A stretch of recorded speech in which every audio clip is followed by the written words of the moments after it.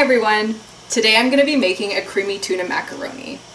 This is one of those quick, easy recipes that your whole family will like. As we go through the recipe, I'm going to touch a little bit on some of the aspects that make this recipe healthy. So to start the recipe, we're going to cook our macaroni.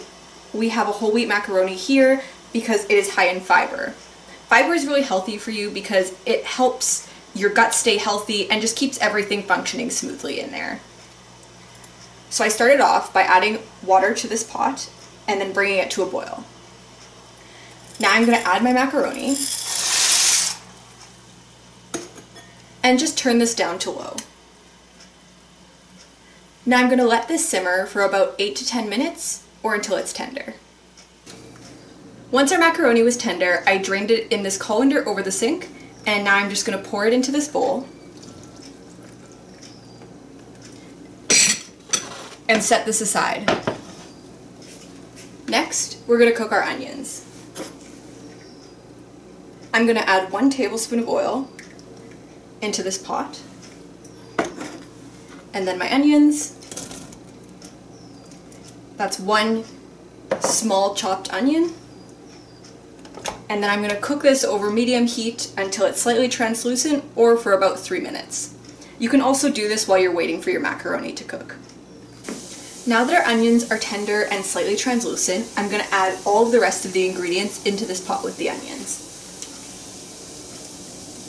I'm going to start with the light tuna, drained. I'll talk more about this in a moment. Next, I'm going to add 3/4 cup of milk.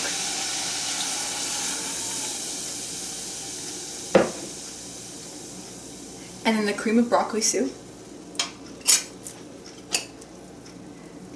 When choosing soup in the grocery store, we can look for healthier options by choosing something that's lower in sodium. Unfortunately, canned foods are often really high in sodium. So looking on the back of the can at the nutrition facts table and choosing something that's under 15% daily value of sodium is going to be a healthier choice. Next, I'm going to add my canned peas and carrots. If you don't want to use canned peas and carrots, you can use about 1.5 cups of any other cooked vegetable. Next, 1 teaspoon of paprika, 1 teaspoon of garlic powder, and 1/8 teaspoon of crushed red pepper. And finally, 2 tablespoons of Parmesan cheese. Now we're just going to heat this over medium-high heat until it's warm. And in the meantime, I'm going to talk to you a little bit more about tuna. Fish like tuna contain healthy fats called omega-3 fats, which our bodies can't make on their own, and therefore we need to consume it from foods. But you may have heard that you shouldn't consume certain fish during pregnancy, but generally speaking, low-mercury fish found in Manitoba is safe to eat, such as pickerel, sardines, shrimp, salmon, and light tuna, such as the stuff found in this recipe. Albacore, white, and fresh tuna, on the other hand, are higher in mercury, so you should limit those during pregnancy. Additionally, if your infant's already eating solid foods, light tuna is a great option. You can flake it with a fork or make it into tuna cakes for baby. Okay, it looks like this is heated.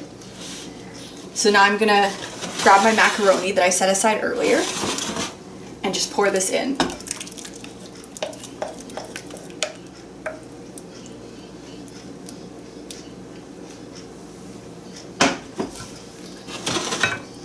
I'm going to give this a stir.